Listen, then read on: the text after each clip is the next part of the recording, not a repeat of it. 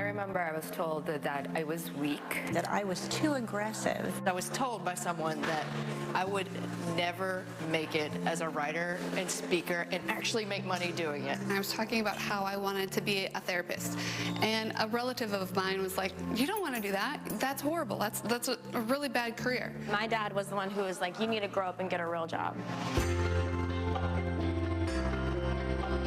Many of us have experienced similar words of doubt, professionally or personally, and that negativity can manifest. According to Forbes, women make up more than half of the U.S. workforce, but only 35% hold senior leadership positions, and only 5% of Fortune 500 CEOs are women. But this is not about being a victim. It's about being a victor. I'm Fox 13 Evening News anchor Sabirah Rayford, and this is For the Girls, Women on the Rise. For the next 30 minutes, take a journey with us. Let's reinvent the reality of success, highlighting the change makers, boss women making a difference. These 5 women fit that description. They are business leaders in law, tech, travel, and philanthropy. We had a conversation about the highs and lows of success. First topic, taking on the haters. How many of us on the stage and in this room have been asked to kind of scale it back or take a step back? Okay, wow, that's pretty significant there. Does anyone want to take on this topic? You learn a lot from mentors and good managers. You learn just as much, if not more, from bad managers. And I had one in my prior company who was a bully. He was aggressive. He was abrupt. He would take credit for your work. And he would somehow make it feel like, oh, but I thanked that person on your behalf. And so I remember thinking, I'm confused. I'm not sure what's going on here. And I found myself getting quieter in every meeting and shrinking on the inside. In order to learn my voice, I had to start scrubbing my emails of every maybe, perhaps, do you think it might be a good idea if we maybe, perhaps, I would scrub them. Then I started doing that in one-to-one meetings. And then I started doing that in group meetings. And finally, I began to realize I wasn't the only person who was afflicted by this. The women, the people of color, the younger, everyone around me was going through the same thing. And where I began to feel powerful is when I amplified the voice of others. I don't know if you've ever been in a meeting when someone has said something that no one replies to. It is picked up by someone else 2 minutes later. I would find a way to say, hold on a second, Rashad, Rita, that was a really good point. Maybe you could tell us more about that. As I started doing that for more people, that's when I really began to say, leadership and your voice is that moment when you start thinking about the impact that you're having on other people more than the impact that they're having on you. I found that the haters, it's more about them than it is about you. Ooh, that's a big one. They're seeing something reflected back that they find uncomfortable in them. And if you keep your enemies closer, you really find out that they're struggling through all the same things we are in different degrees and different phases and different times of life. But there's so much more we have in common than we don't. One thing that I learned that is you have to be very bold, but when I hear a comment, a snarky comment, oftentimes I'll say, wait, just a second, I'm sorry, can you repeat what you just said? Ooh. And I do. It's a moment of, yeah, I'm sorry, hold on. What did you say? Oh, no, I want to make sure I didn't miss that. And then the second thing I'll say is, why would you say that? That's a good tip, but as these women have learned, being a good leader looks different from person to person. There are so many things on a day-to-day basis that are very humbling, and knowing that you don't know everything, to me, is part of what actually being a leader is. That's how I've found my voice, is just kind of in those moments where I'm really kind of nervous and scared, just saying you're not called to be comfortable. The good stuff happens in those moments, and so go ahead and use your voice. When you see something that needs to be done and everyone's kind of just waiting, I'm just like, okay, let's do it. Like, let's just do the thing. Okay, come on, let's go. And I do think that I've always been that way. In leadership, it is like recognizing the people maybe that are by themselves, walking over there too, saying, come on, come with me. But sometimes you can't take everyone along with you for that journey. Take a listen. As women of color, we face 2 big obstacles. The first is, the environments we're in that we're not native to. But the second is our own community. We inherently, especially in the Latino community, you have your haters, if you will, or if you want to excel yourself, the word I love is you're just, that's white of you. Why is excellence, articulation, and financial fluency an inherent white trait? It's very, very difficult, and we don't talk about that enough. No, that is my generational, changes that I'd like to make. There does become that point when you have to put on your own oxygen mask, right? And there's a lot of guilt and shame in our culture sometimes to doing that, because when you make it, you are expected that, oh, you made it great, that's my success too. This is the TEDx Belltown Women event. We made it, and as you can see, it is a pretty lively event. So we want to give you a behind-the-scenes look. It's lively, it's fun, but let's go talk to the woman who organized this all. And here she is, Liz Galloway. Liz, thank you so much. This is so amazing and such an inspiring event. What went into planning this? Wow, it was such a labor of love. I reached out to TED, I'd been talking to them for some time, got the license, and then it was just full-on runway from then on. And so it was really important to really start setting in motion early all of the details that go into this, because there's a lot of behind the scenes that people don't see, and they're really not supposed to. They're supposed to come and have fun and enjoy the voices, because it's all about bringing people together. Why now? How needed is this for women in our community? I'm seeing a lot of people reacting to some of these amazing speakers. If you're going to talk the talk, you better walk the walk. I mean, that's kind of my thing. And so I think this is being one of the states that really upholds women in entrepreneurship is super important. But just people have been talking to me about how they want to change their lives too, thinking about what's new, what's next. Speaking of, what would you tell that young girl or young woman, maybe a woman that could make it out today, what would you tell them maybe if they're struggling with their confidence or self-worth, self-respect? What would you share with them as a strong, confident woman? Wow, that's such a deep question. We could have a whole episode on that. But there's this saying that I love, and it's, if you've gotten on the wrong train, don't stay on too long, because the longer you stay, the more expensive the trip back is. And it's not just about feeling good, it's also about looking good. And joining me with more on that is Christy with Posh Beauty Bar. Christy, tell me what it's like to be a small business supporting this amazing event.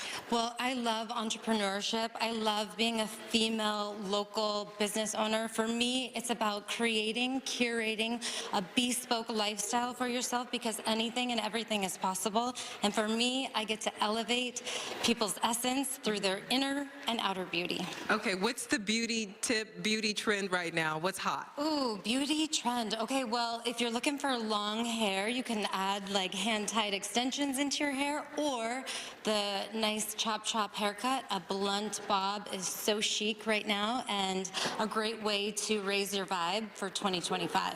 I might just have to go to the hair salon, or I could just Photoshop a nice look. On that note, talking about women in leadership wouldn't be complete without talking to a woman who is taking on the topic of artificial intelligence from the top.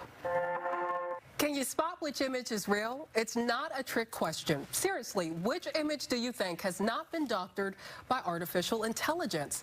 It seems these days it's all around us. We can't escape it. We're sitting down with a woman who has the conversation almost daily. Let's welcome in Kanika Havelia, who is helping to make sure artificial intelligence and machine learning isn't abused in our daily lives. So Kanika, can you spot which image is fake and which one is real? Oh, that's a tricky one.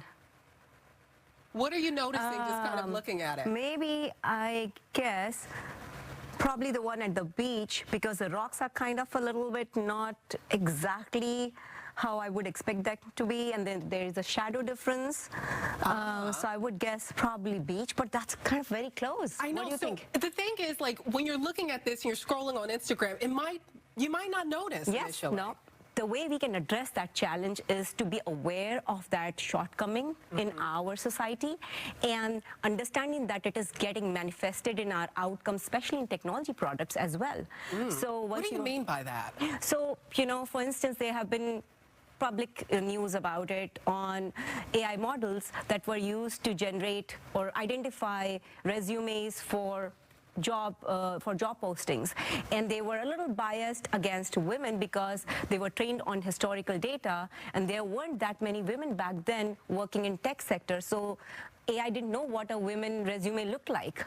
Wow. So just being aware of that there's a disparity that exists in our society, and acknowledge that and address that while you're designing these technological products is very important for us. What can we do at home? We have, daughters, we have sisters, we have friends. How can we protect our loved ones and ourselves in this medium? So I will say definitely embrace it. Do not shy away from embracing it just because it is something you're afraid of or it has some shortcomings. Like any tool that is known to mankind or to society, it can be used in a positive and a negative way. So embrace it. Okay. First, that is there. Second is educate yourself about it. So educate how you can use it as your strength, as your tool, and also educate yourselves about its shortcomings, about the dangers or the damage or the risks associated with it. Now, something you told me, I think, which would be the third tip, is read the fine print. Yes. So, there is a lot of terms and conditions. We all love to scroll through.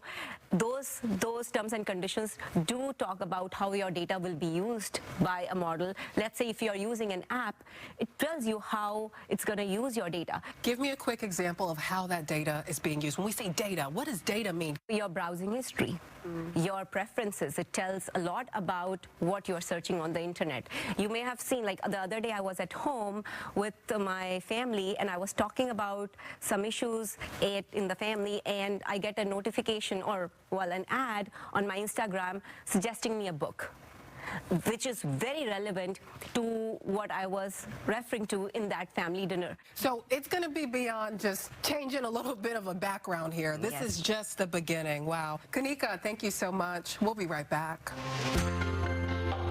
Coming up on For the Girls, Women on the Rise.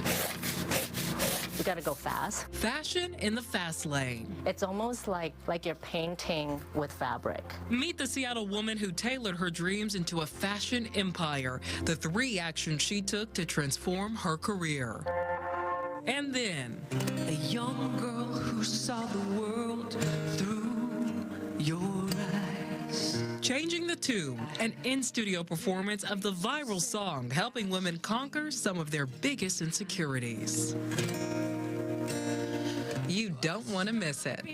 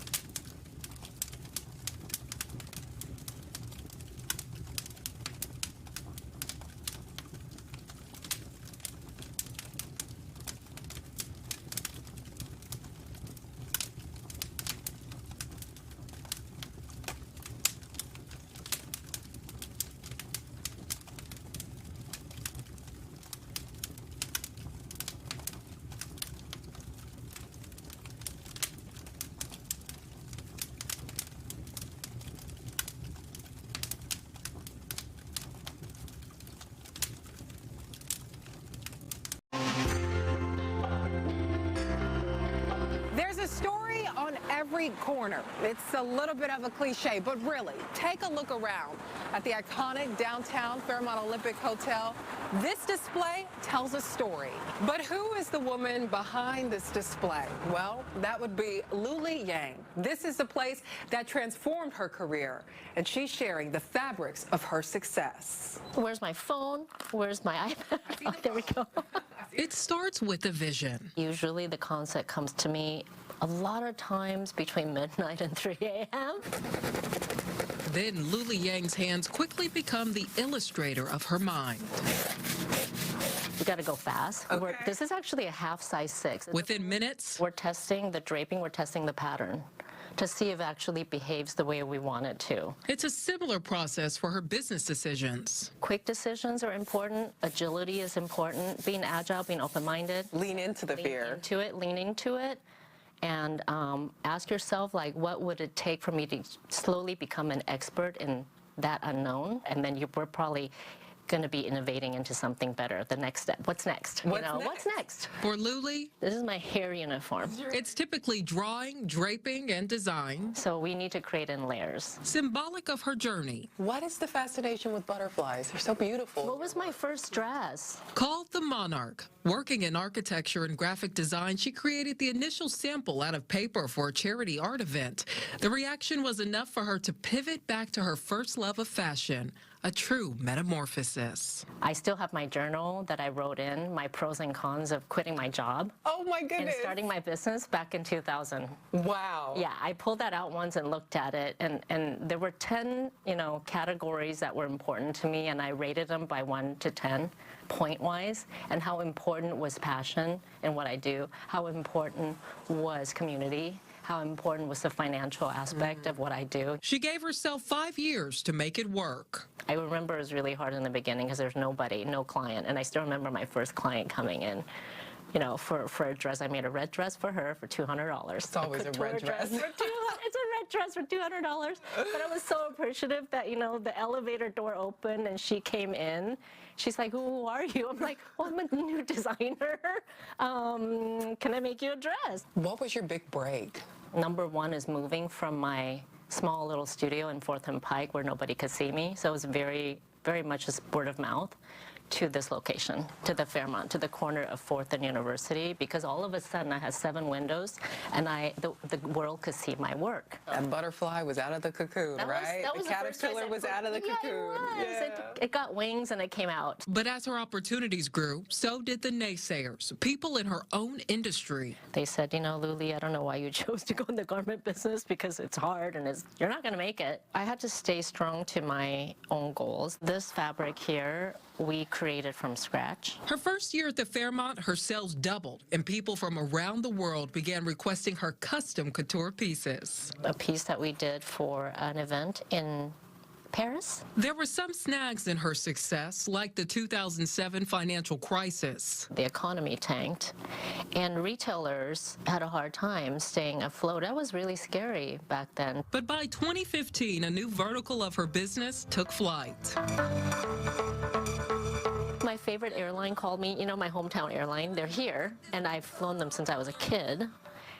Calling me to maybe partner with them on this endeavor, and I was so honored back then. After Alaska Airlines, it was Climate Pledge Arena and even Amazon. I think diversifying a business is also what I learned. It is important. Over the last 25 years, her brand has continued to evolve. Luli Yang Couture, bridal, ready-to-wear, Luli Leisure, and her uniform business. Oh my gosh, that looks good. Wow. I count on my team. I can't do this without other human beings that are really talented, and that's another thing I learned. Can't do it alone. What's the best thing that you've heard? The best thing? Oh my gosh, there's been so many moments. What's the top one that you move fast? Come on, fast. Okay, well, fast is, I've ran into someone on the airplane, on the flight, and they're like, Luli, Luli, Luli. I hear my name, and somebody comes up to me, Luli, you did my gown a few years ago, and you changed you just changed the way I felt about myself. I felt the most beautiful. You made me feel like myself in my own skin. I felt so beautiful, and thank you. And that was, I think, a few years back that this person remembered that moment. And I think that's magical. I think those moments I want to create. Yeah.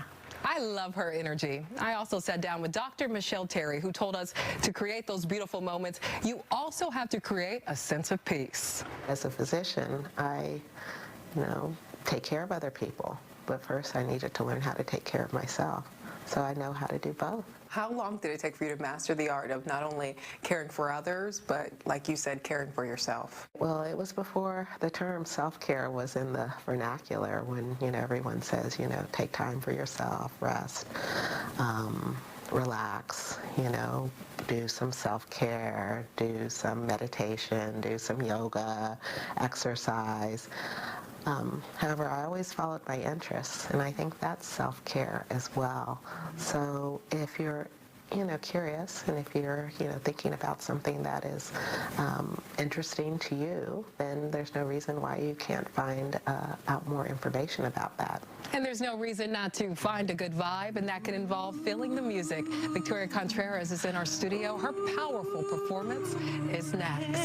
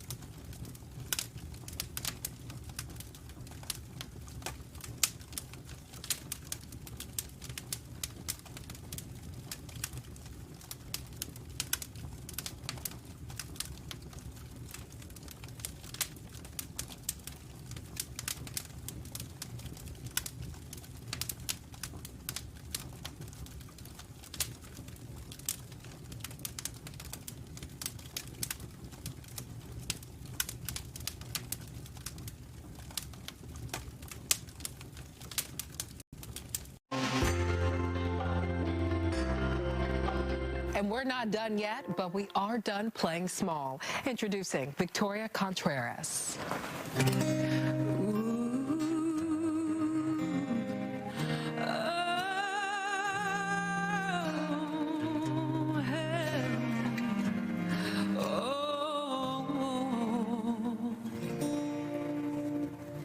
A young girl who saw the world through your eyes.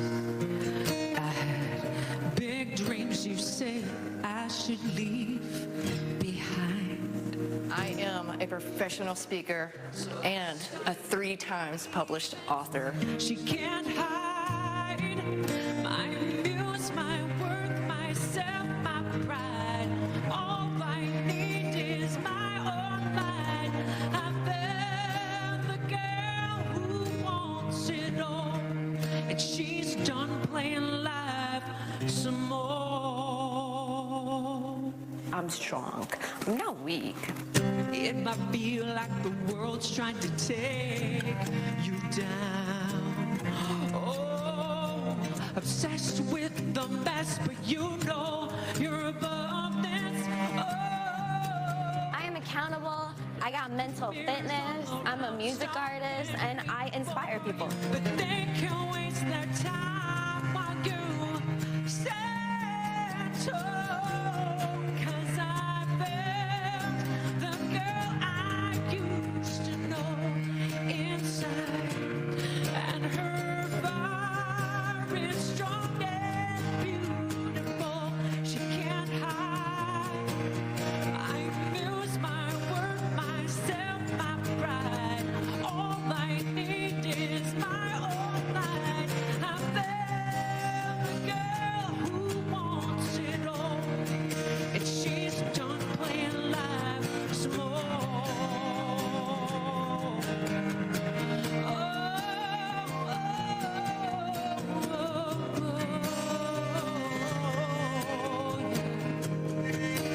I am self-confident and successful. The story of my life was not true.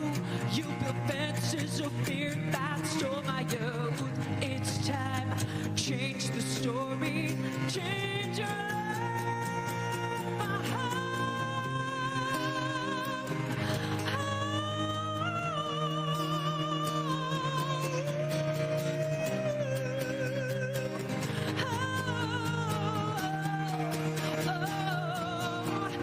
My muse, my word, myself, my pride.